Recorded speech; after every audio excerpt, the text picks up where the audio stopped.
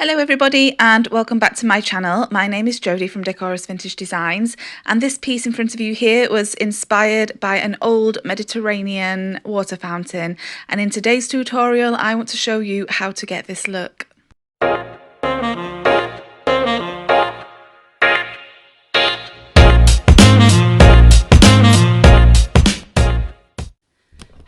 Hello.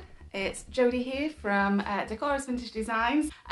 So what I thought today was I want to try some new colours, maybe some colours that maybe I've never really tried so much before.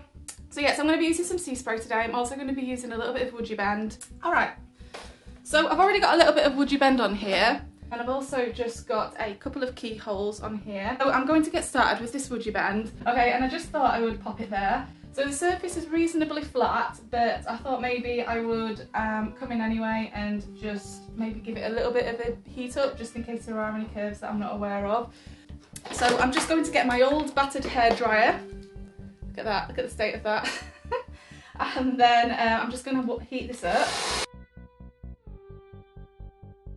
Get a bit of glue on there, and I'm just going to kind of stick it on there. So I always use a little bit too much glue. The excess is popping out a little bit, but that's fine because it's going to be like a textured look anyway. So that's great. There we go. So any imperfections I can hide with sea spray. This is why I like my looks. I can hide everything with sea spray. And then look, it sticks. That's how quickly this wood glue and the WoodUBend sticks. There we go. So I'm just going to leave that be, and I'm going to mix my first batch of sea spray. Right, so I've just got a bit of Tupperware.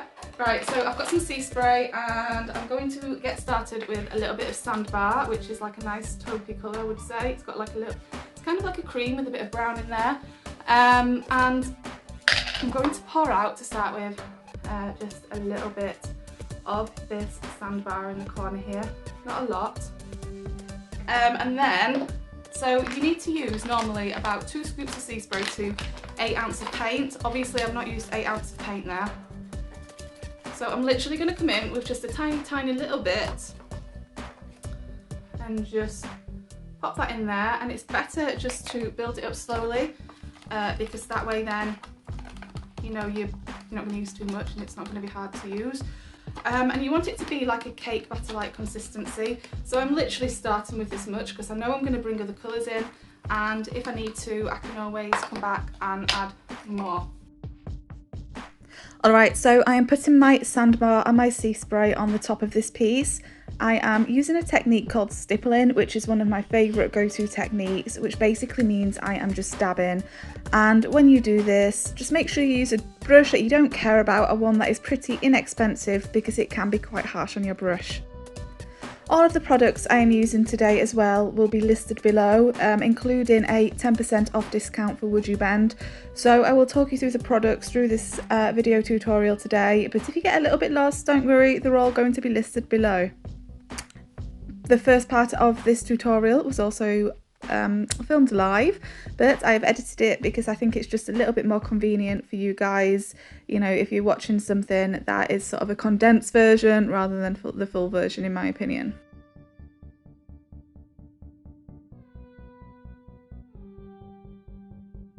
So I've got this, so this is a standard Jodie pot, but you can't even see the writing. So this is a terracotta colour. This is called Terracotta Orange. I'm going to pour a little bit of my Terracotta Orange in there now as well. So I'm just going to put about that much in there. So I'm coming in now with obviously a very strong and different colour, and I am just going to put this underneath the sandbar. This is the new Best Dang brush, which is a synthetic and natural bristle brush, so it's quite loaded and quite thick.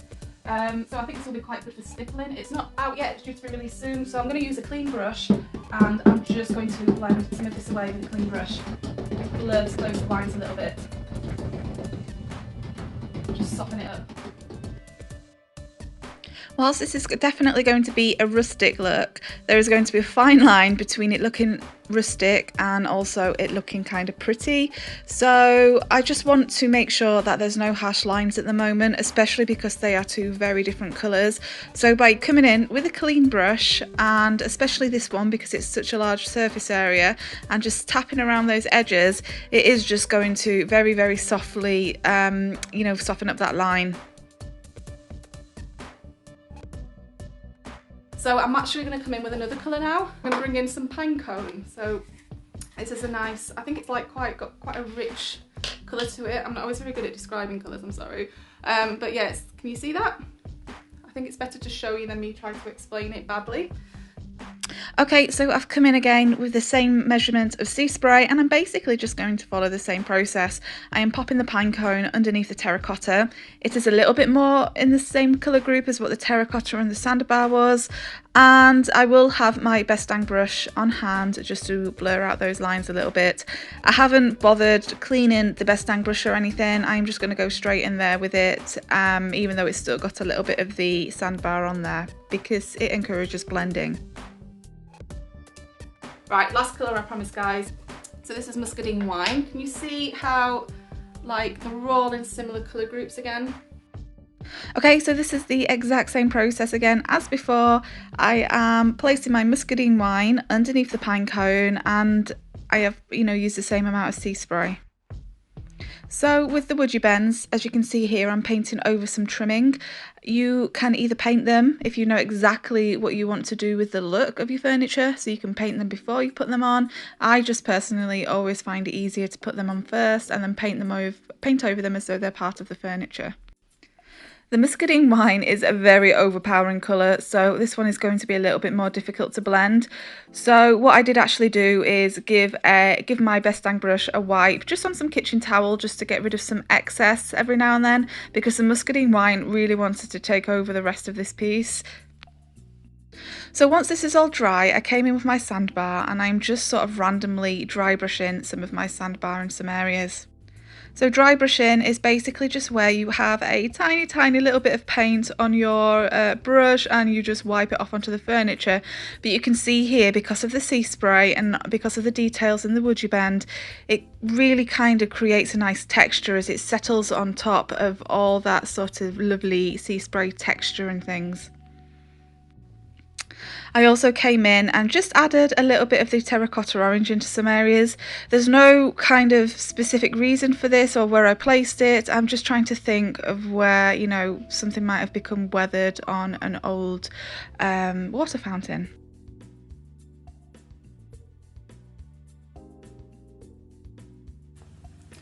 I've actually got paint right there. I just see, well, I'll leave it. Well, okay, so we've got this kind of like patina-y, rustic stone sort of thing going on here right now, and I still want to rough it up a little bit more. So what I'm going to do is, does anybody's workspace also like just descend into absolute chaos as you work in it? I wish you could see just all the chaos down here beneath me. It's crazy. Doesn't matter how much I try to be organised, it just gets chaotic anyway. They do say an artist's brain is very messy, so maybe that's why. Okay, let me try and find my cuts that I have just literally had a second ago. They were up here all along. There we go. So I'm just going to have a play now, and I'm actually going to start with chocolate, which is a nice deep warm brown. Can you guess where I'm going to put this colour? I'm going to try and get the lid open because that's always a good start. There we go. And I am going to pour a little bit of this chocolate into the cup. Not too much. I'm just going to grab my water mister and just spray some water in there. In fact, you don't even need to spray it. You just pour a little bit in.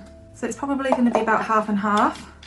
Give it a good stir so it's nice and it's quite drippy like this. So I'm mainly going to focus the chocolate around where I put the Muscadine wine, and as I'm going to paint it onto the piece, but I'm going to have some kitchen towel to hand as well and my water mister just to make it very washed out and drippy, and then I'm just going to pat with my kitchen towel just to wipe off any excess, just to give it that very natural worn look. I want to create some variations in colour here because, again, this is meant to be a very old worn look. So I did look at a water fountain for inspiration for this piece, and they were pockets of colour everywhere, and you know, there was no solid colour, there was different variations and shades and things like that. So I had that in mind when I was painting this piece, and I just wanted the brown to add some age to this. I am putting some where the terracotta orange is, but as you can see, it's not a lot. It's not like the amount I was putting where the muscadine wine was, and that's just because I do not want this to overpower such a lovely soft colour. I'm then just grabbing my kitchen towel, and if I do feel like there's just a tiny little bit too much on there, you know, you can just always rub it off with your kitchen towel a little bit and it will make it look more sort of watery and weathered. So don't ever panic when doing a look like this, because it is very, very easy to rectify if you do something wrong, because it kind of just adds to the overall character of the piece, because we're going for something that's meant to be quite rustic. Okay, so here I am coming in with some watered down burlap, and I am basically just following the same process as before, but I am focusing this more around the top of the door edge.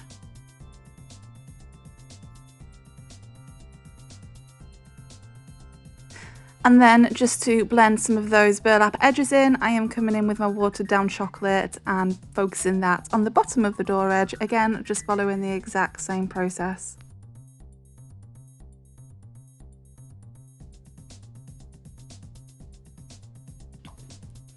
The tapping is a technique called ragging, and it is also another technique that I absolutely love and go to all the time, because this in itself will help create some very, you know, good textured effects, which creates that faux stone look that I am looking for here. Okay, so I did decide that the burlap and the chocolate were just a tiny little bit too overpowering. I still want some of that colour to pop, you know, to shine through underneath. So this is where there's no mistakes, because all I was able to do was just spray it with a little bit of water, do a little bit of tapping, and then voila, I've got the look that I want.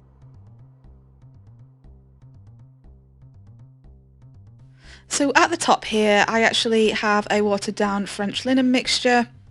And again, just the exact same process, but this time I'm using an artist brush because I really want this to look like it has just had tons of water on it at some point, and it's looking very drippy and weathered.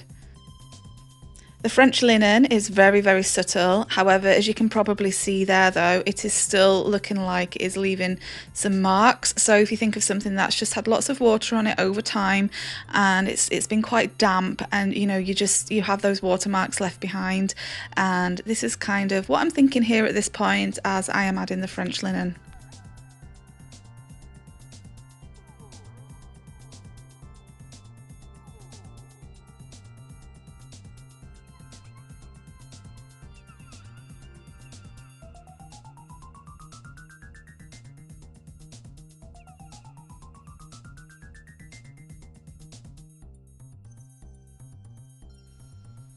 I now have some copper gilding wax and an artist brush, and I am just dry brushing some of this over the top. I want it to look like maybe it was very grand and it had some beautiful copper or gold, you know, metallics on it at some point that have now worn down. And so I am just being very, very careful with where I place my gilding wax, because I want it to look like it has started chipping and wearing away. So now that the bottom has dried, I really want to start thinking about bringing this together a little bit, because obviously at the moment it is in its hot crazy mess phase, and you know, it does need to be brought together so that we've got a nice pretty piece at the end. I have an artist brush which has quite a round edge, and I have my muscadine wine again and also some French linen, and I'm basically just patting the artist brush and the paints onto this and mixing the two paints together just to give that very faded grandeur effect. This did take a little bit of patience with such a small brush, I am not going to lie, but the effect was worth it in the end, I think, because what it meant by using a smaller brush is that as I was tapping, it created, you know, tiny little brush strokes and things like that, and for me that just added more impact to this piece, because each brush stroke was its own little sort of pocket of texture. So here I am coming back in again with my terracotta orange, and I am just going to start blending this a tiny little bit into the muscadine wine. I am using a fresh brush for the terracotta orange, because the muscadine wine can be an extremely overpowering colour, as I said before, so I don't want to, you know, use the same brush and then it all just basically be muscadine wine.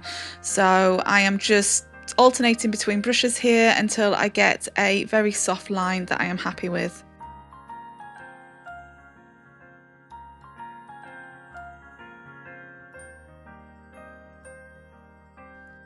At the top here, I am coming in with some French linen, and this is just, again, just to add some variation of colours and just to create that weathered look. I wish I could really explain and go into more detail as to, you know, why I just chose the colours that I did. All I can tell you is that I did have a photo as an initial reference point, which gave me clues on how to build up these colours, because each colour is another layer, and the lighter colours will help make things look a little bit more washed out and rustic. And you know, when you're going for that faux stone finish that I'm going for right now, by building up these colours and textures and things like that, what that means is that you are getting a very natural look. Alright, so I'm going back now to my watered down burlap with an artist brush. And then this is just really good fun. Like, I'm just going to speckle this all over the piece, and it's just really great messy fun. Maybe not so great for my wall behind, sorry wall, but it is a really great fun just to do as an artist. So when I was looking at the photo of the water fountain, there were speckles all over it, and this is again is another sign of age. So just again I'm thinking of getting that faux stone effect and replicating this photo that I have seen, which I can also link below. It is on Pinterest. Then yeah, it was just to create a very sort of faded grandeur speckled look. If I felt like any of the speckles were just way too strong or thick or blobby, then I would just come in with a bit of kitchen roll and just give them a tap, and then that will just soften them up a little bit more. Also, just keep in mind, as it dries, the paint will also soften, so it won't look as stark as what it does when it's wet. So I'm now coming in with the watered down chocolate, and I'm basically just following the same processes again, but I am focusing more down on the Muscadine wine area where, you know, where the darker colours suit it.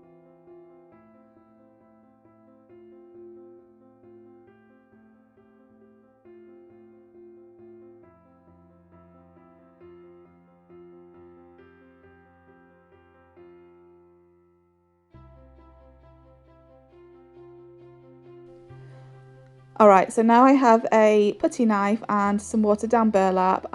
When doing this technique, it is better to make sure that the furniture is well saturated and that you only use a little bit of a paint at the time and then drag the paint down. If you go in there with very dry furniture and a lot of paint, then it's just going to look very blobby and it just won't look very good, if I'm honest. That being said, if you do go in with too much paint, just get your water mister, give it a spritz, and that will break and distress some of the paint up. The reason why I'm doing this is because, again, I am thinking of a water fountain that might have once been painted, and this is just going to make it look like some of that paint is chipped away over many years.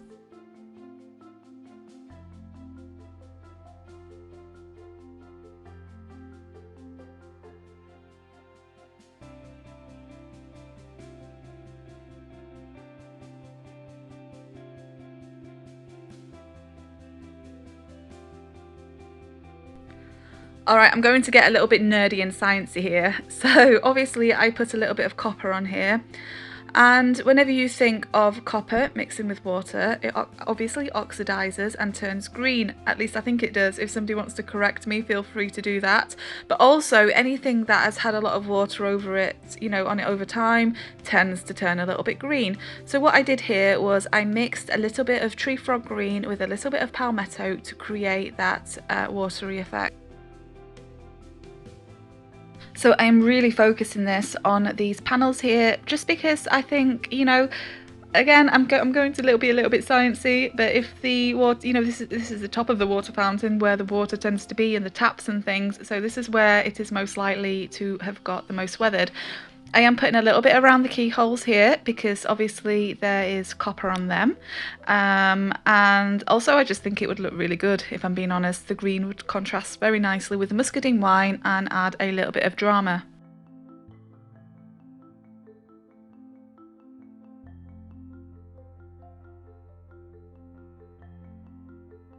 Alright, so I'm moving back now to my Muscadine wine and patting it again with my artist brush.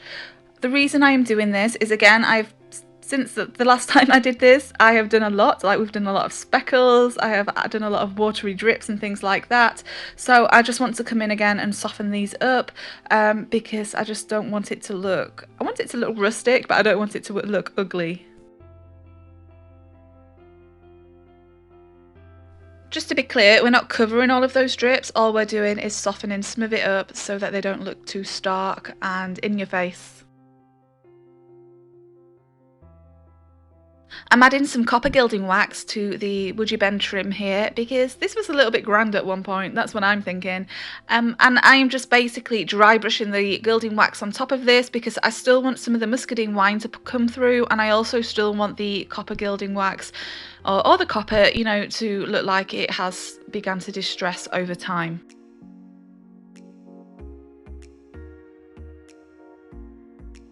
Okay, so this has been left overnight and it's now time to start waxing. So I have sprayed on some easy peasy spray wax, which I am spraying in sections. I am then coming in with a little artist brush and some Best Dang waxing brown, and I am focusing that brown wax all around those edges. The reason why I have put on the easy peasy spray wax first is because that will act as a base. So that means that when I then come in with my brown wax, and if I make any mistakes with my brown wax, I can then just spray some easy peasy spray wax on some kitchen towel or on my brush and just blend that out. And it will act as a little bit of an eraser, but it will also act as a medium to blend the wax with and soften the wax up.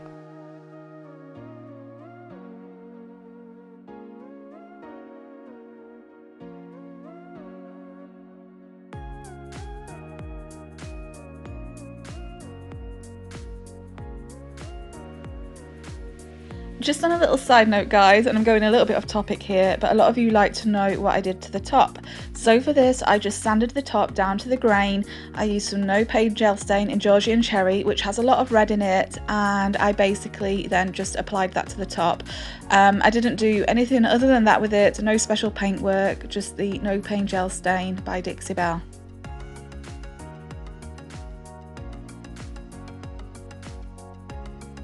Okay, so I am going to put brown wax on the edges of the door panels and also the edges of the drawers. I will then go in after 30 minutes and I will remove any excess wax. So what happens with the waxes is that it soaks into the wood, it then hardens, and then it protects the wood and the paint. And it is my preference over top coats normally. So, however, after a certain period of time, the wax will stop soaking into the wood because the wood can only take so much. So what happens then is that the wax will sit on top of the wood indefinitely, so that is why you need to go in and wipe off any excess.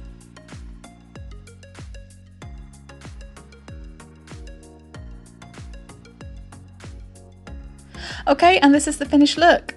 If you guys enjoyed this look, don't forget to give this video a thumbs up and to subscribe, making sure that you click on those notifications. Also, let me know whether or not you've tried a look like this before, or drop in the comments and let me know if you want to try a look like this. I always love to hear what you guys have to say. So thank you again and have a wonderful day. Bye bye.